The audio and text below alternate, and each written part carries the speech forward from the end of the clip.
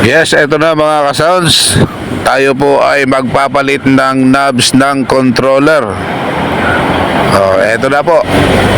Nakabili tayo ng bagong knobs, kaya papalitan lang natin, ha.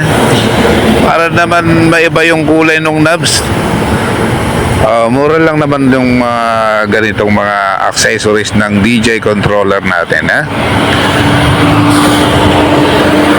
Eto, isa-isang tinatanggal at isa-isang binubunot.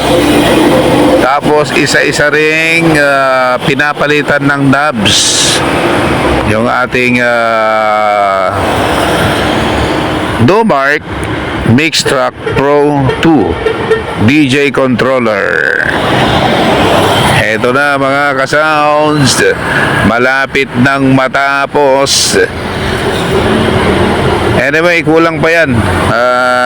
Papalitan pa natin yung ibang knobs ng ibang kulay naman. Ibang kulay naman ang papalitan natin. Okay, ito na. Yun, okay na.